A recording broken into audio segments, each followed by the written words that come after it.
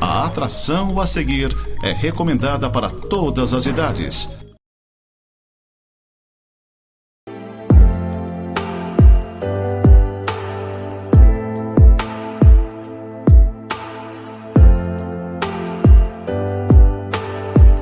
Olá, gente amada, gente querida, que a graça do nosso Senhor Jesus Cristo esteja com cada um de vocês.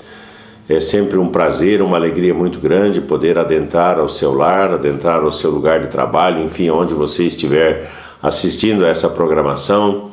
Eu sempre venho para este programa Momento de Santidade com muita alegria, é algo que eu faço com muita satisfação, porque a gente não faz ideia de onde essa palavra possa chegar.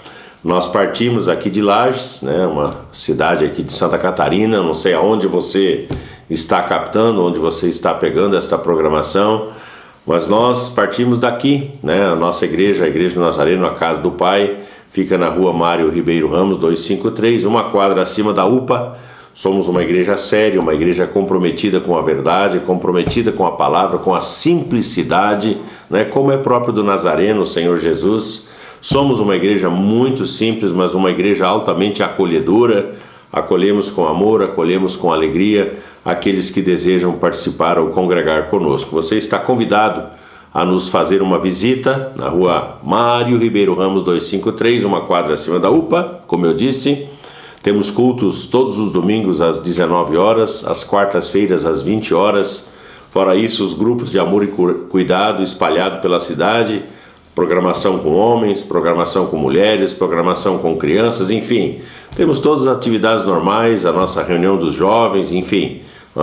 Estamos ali para ajudar você a continuar na sua caminhada cristã e no seu relacionamento com Deus, tá bom?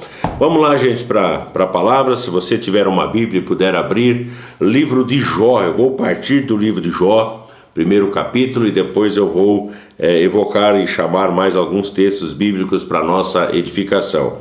Eu quero principiar essa nossa conversa falando que Deus ele não precisava ter me criado, assim como Ele não precisaria ter criado você.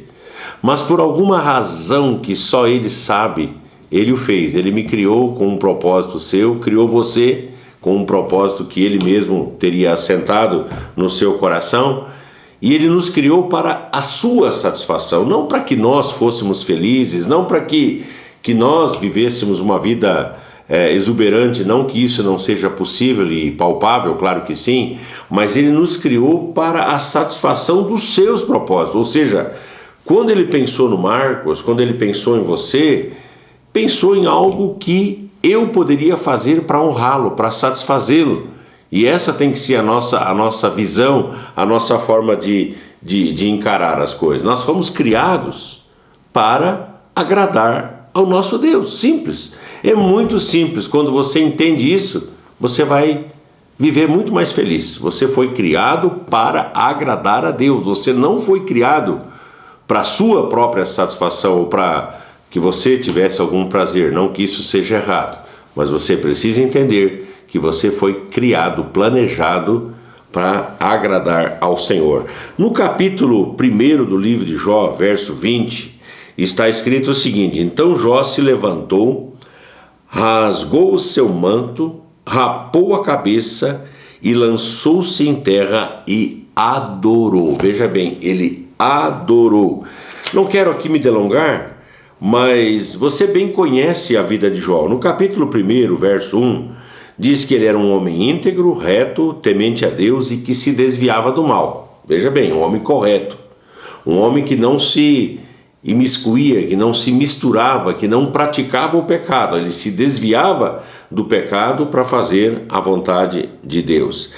No capítulo 1, verso 8, diz que Deus, ele se agradava pelo fato de Jó ser um homem íntegro e reto, temente a Deus e que se desviava do mal. Ele inclusive chegou a falar para o próprio diabo: você está vendo meu servo Jó, esse homem íntegro, esse homem reto, esse homem correto, esse homem que se desvia do mal? Você está vendo? Então Deus sabia e conhecia a vida de Jó. E Do capítulo 1, dos versos 13, eu não quero entrar nisso aqui agora, que não é a ênfase, já vai entender onde eu quero chegar.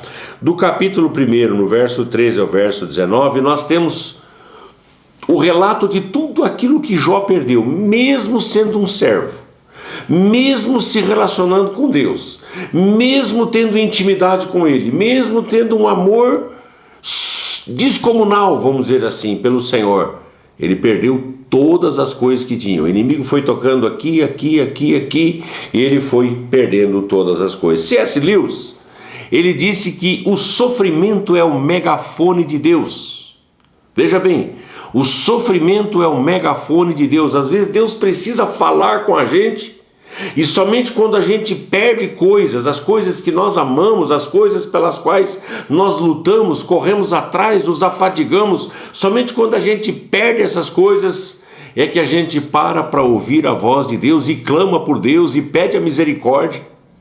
Então eu entendo que o sofrimento, ele acaba se tornando este megafone de Deus, a forma de Deus falar audivelmente conosco. O que Jó fez? E esse foi o versículo que eu li.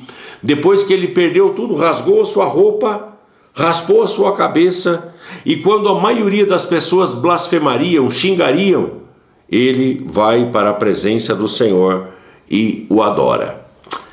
O que você faz quando você perde alguma coisa? O que você faz quando você perde tudo? Não precisa nem ser tudo aquilo que Jó perdeu, mas quando você perde coisas que você ama, o que você faz? Você tem duas alternativas: ou você blasfema, ou você adora. Só tem essas duas saídas. Ou você pragueja, xinga para todo lado, ou você cai de joelhos e você diz: o Senhor Deus deu, o Senhor Deus tomou, e nisso você não peca contra o Senhor, como Jó fez. Qual tem sido a sua postura diante das perdas da vida? Diante daquilo que você tem perdido, naquilo que o inimigo tem tocado, enfim, ou naquilo que Deus até tem permitido que você perdesse. Pense um pouquinho.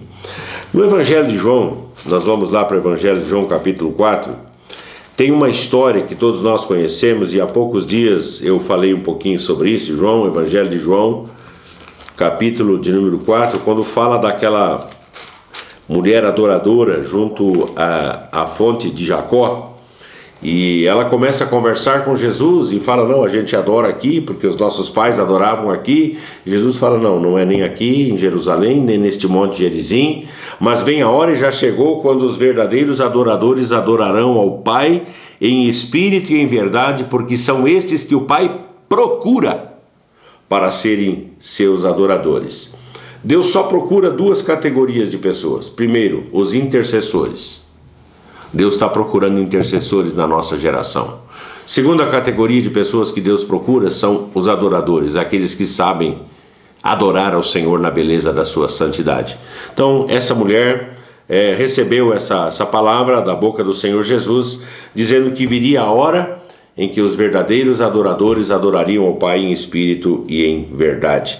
Nessa conversa com a samaritana, o Senhor Jesus ele eliminou alguns erros que estão relacionados com a questão da adoração. O primeiro erro é que algumas pessoas identificam o lugar de adoração com um lugar específico, tá? Então o lugar onde se adora não é o mais importante, isso é muito claro, né? Jesus disse: olha, nem em Jerusalém, nem nesse monte, mas nós vamos adorar ao Senhor aqui dentro, em espírito e em verdade. Então, onde eu estou, onde você está, onde nós estamos é que é o lugar de adoração. Com isso eu não estou desprezando o templo, não é isso que eu estou falando. Alguma corrente por aí diz que não é importante estar na igreja, não é importante estar no templo. Não é isso que a Bíblia ensina. O que nós não podemos fazer é restringir a adoração a um lugar específico, àquele templo específico. Mas no templo a gente pode, evidentemente, adorar ao Senhor.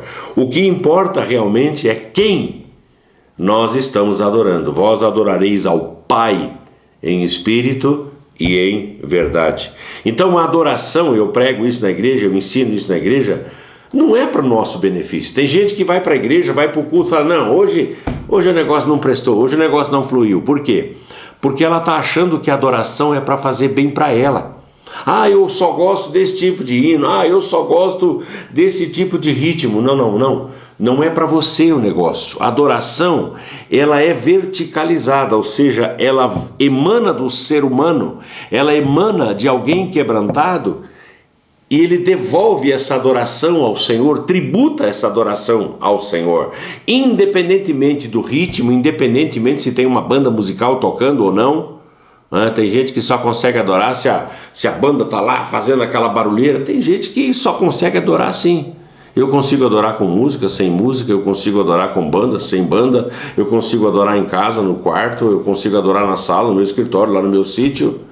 Por quê? Porque eu estou na presença do Senhor, eu adoro ao Senhor aonde eu estou, até no volante do carro. Estou ali dirigindo e tal, e estou pensando no Senhor, adorando, glorificando, exaltando. Então não restrinja a adoração a um lugar, só aqui que Deus age, só aqui que Deus move. Então o lugar onde se adora não é o mais importante. Segunda coisa que eu quero trabalhar com você é que a forma exterior não é a mais importante. Presta atenção, a forma exterior não é a mais importante. Tem gente que adora quietinho. Tem gente que adora pulando, dançando, gritando, batendo palmas, é barulhento, é extrovertido, é extravagante. A forma exterior tem a ver com jeito, tem a ver com temperamento, tem a ver com formação, tem a ver com escola. Tem gente que vem de uma igreja tradicional e nós temos que respeitar isso. Nós queremos pegar aquela pessoa que teve uma história dentro de uma igreja tradicional e nós queremos fazer a pular e vibrar. Isso nunca vai acontecer. Por quê? Porque a escola dela é diferente e eu tenho que respeitar isso. Então a adoração não tem a ver com aparência, não tem a ver com performance. Primeiro livro de Samuel, capítulo 16, verso 7, nós temos aquele episódio conhecidíssimo da escolha de um rei para Israel, onde o profeta Samuel foi enviado à casa de Jessé, e daquela casa o Senhor disse: eu vou me provir de um rei. Daquela casa, daqueles filhos de Jessé, eu vou tirar o rei de Israel. E quando Eliabe, o mais velho, chega, um rapagão enorme, Samuel, ele disse: certamente eu estou diante do futuro rei de Israel. E o Senhor fala para Samuel: não, você está julgando errado. Você está julgando segundo as aparências, você está olhando para a forma exterior, é o tamanho, é a vestimenta, a vestidura, a imponência, a envergadura. E Deus diz para ele: não é assim que Deus age. Passam-se todos os filhos e nenhum deles foi o escolhido para ser o rei de Israel. Acabaram-se os teus filhos?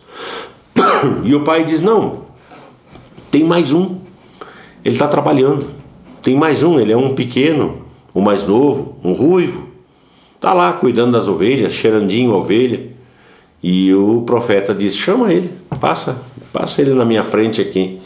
E quando esse menino ruivo pequeno passa, franzino, diante de Samuel, o Senhor diz: é esse é o escolhido, é esse moço que vai ser o homem segundo o meu coração, esse moço vai ser o rei.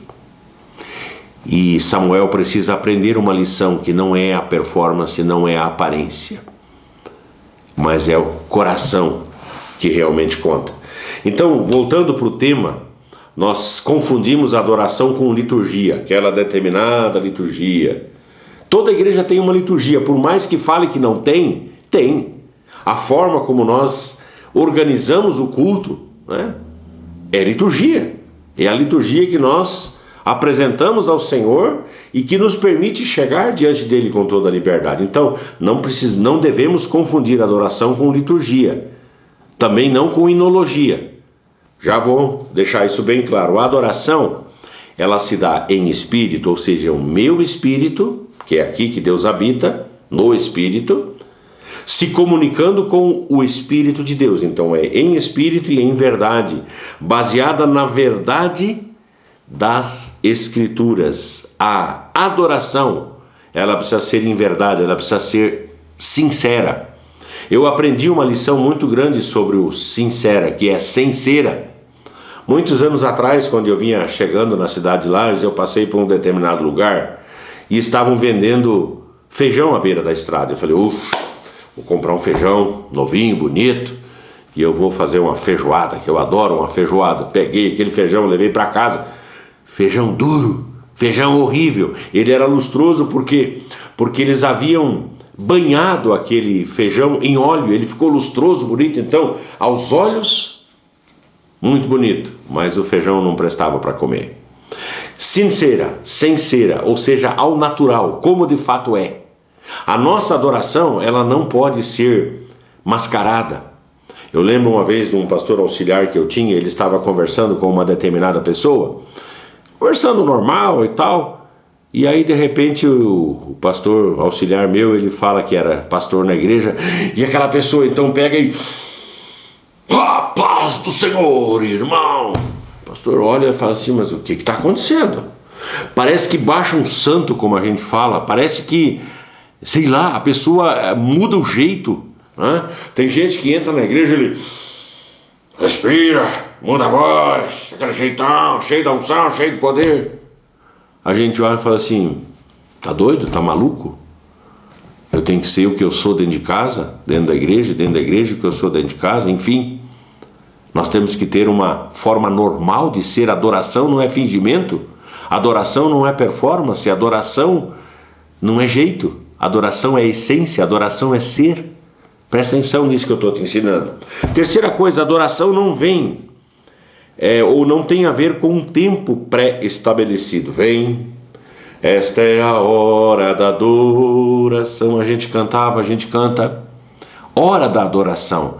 Adoração tem a ver com hora, adoração tem a ver com tempo, ou adoração tem a ver com o coração? Pense. Nós não podemos atrelar a adoração a um tempo pré-estabelecido. Não pode ficar restrito ao tempo do culto, a área do culto. Não se resume a um tempo, mas tem a ver com atitudes. A adoração, ela tem a ver com um estilo de vida. A adoração é fazer tudo para Jesus. 1 Coríntios capítulo 10, verso de número 31, diz, portanto, quer comais, quer bebais, ou façais outra coisa qualquer, fazei para a glória de Deus. Isso é adoração. Estou comendo para a glória de Deus, estou me abstendo para a glória de Deus, estou caminhando para a glória de Deus, estou vivendo em família para a glória de Deus, estou indo para a igreja para a glória de Deus, estou indo trabalhar para a glória de Deus. Entendeu? Qualquer coisa que nós fizermos precisa ser para a glória de Deus. Isto é adoração. Segundo texto, Colossenses 3:23, tudo quanto fizerdes, fazei-o de todo o coração como para o Senhor. Fazer todas as coisas como se eu estivesse fazendo para Deus. Isso é adoração. Fazer todas as coisas como se estivesse fazendo para o Senhor. Então a adoração, ela não faz parte da minha vida. Pode ser chocante ouvir essa frase. Ela não faz parte da minha vida, mas ela é a minha vida. Eu sou um adorador. Eu não tenho tempos de adoração, mas eu sou um adorador quando eu converso com alguém, quando eu me relaciono com alguém, quando eu vou lá para o supermercado, quando eu estou dentro de casa, quando eu estou na igreja, eu estou sendo um adorador que adora o Pai em espírito e em verdade. O resto é teatro, tá? Quarta e última coisa, adoração é muito mais do que música. Aí nós entramos numa área complicada. A adoração é muito mais do que música. No culto tudo é adoração. Eu falo que a forma como você recebe a pessoa na porta da igreja já é adoração. A forma como você abraça um irmão, uma irmã, seu pastor, sua pastora, a forma como você recebe alguém já é adoração. Então a adoração, ela começa em casa, quando você vem vindo para o carro, o ônibus, o veículo, o Uber que te traz para a igreja, enfim, você está chegando para a casa do Senhor, você chega ali e tem uma pessoa que te abraça, que te beija, que conversa com você, tudo isso é adoração. E a adoração, ela continua quando você começa a cantar, a adoração continua quando você está orando com um, com o outro, recebendo uma oração, a adoração continua quando você está lá cantando aquele cântico que você gosta, dentro do ritmo que você prefere, e até mesmo naqueles ritmos que você não gosta. Eu tenho ritmos que eu não gosto. Eu tolero, eu aceito, eu sei que tem gente que gosta, eu sei que tem gente que ama. Então, o meu amor pelas pessoas faz com que esse ritmo seja aceitável. Já pensou, eu que gosto de country, já pensou se todo culto fosse country? Se todo culto tivesse aquele mesmo ritmo, aquele mesmo jeito? Que enfadonho que seria? Nós temos que ter variação e variedade. A adoração não tem a ver com o estilo musical. Por quê? Porque Deus é um Deus de diversidade, Ele ama a diversidade, Ele fez todas as coisas, né? Então adoração para mim é coração em Deus, é coração nele.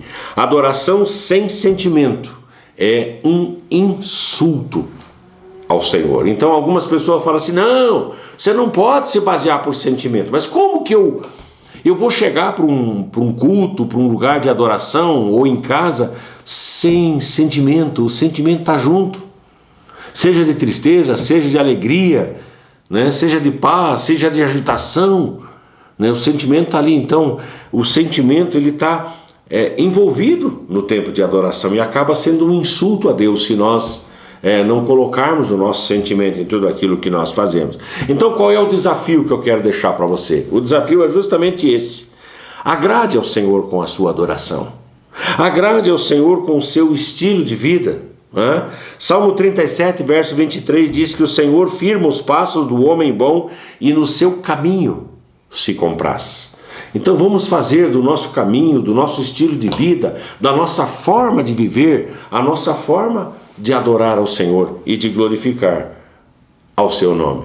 Então, agradar ao Senhor na forma como nós tratamos a família, agradar ao Senhor na maneira como nós lidamos com o dinheiro, na maneira como nós vivenciamos a nossa sexualidade, na maneira como nós trabalhamos, na maneira como nós nos relacionamos com os outros e como nós estabelecemos as nossas prioridades. Tudo isso é adoração. Vamos lá, adoradores, vamos orar ao Senhor. Paizinho querido, em nome de Jesus, te adoro, te glorifico, te exalto pela liberdade que eu tenho de chegar nessa emissora todas as vezes, compartilhar a tua palavra com tamanha liberdade. Ajuda-nos, Deus, a sermos adoradores que adoram o Pai em espírito e em verdade. Não queremos, Deus, ser apenas espectadores, muito menos alguém que arma e apresenta um teatro, mas em essência, em espírito e em verdade, adorar ao Senhor, começando em casa, vivendo em casa, chegando para a igreja e a partir da igreja. Essa é a minha oração, Deus. Abençoa esta casa, abençoa esta vida, abençoa essa família. Em nome do Senhor Jesus oramos e agradecemos. Amém e amém. Meus amados, meus queridos, fiquem todos debaixo da graça e da unção do Senhor.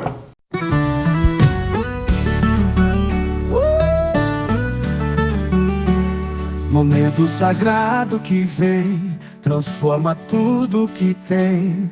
Coração se abre então, para seguir na missão. Restaurando cada alma, trazendo paz e calma. Vida nova renasceu, fé no amor que cresceu.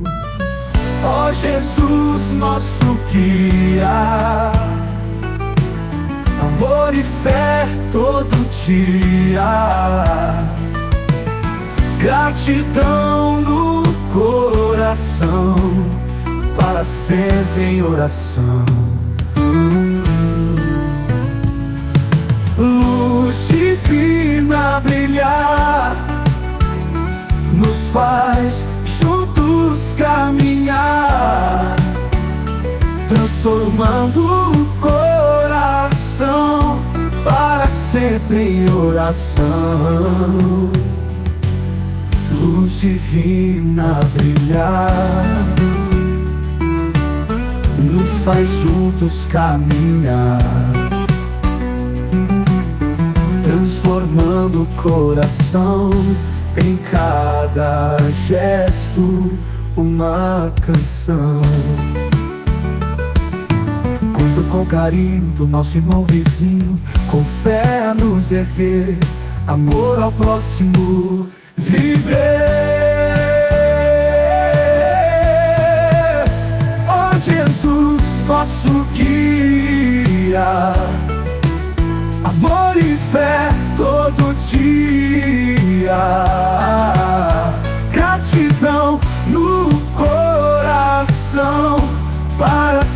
sempre em oração. Programa Momento de Santidade, Nova Era TV, lá de Santa Catarina.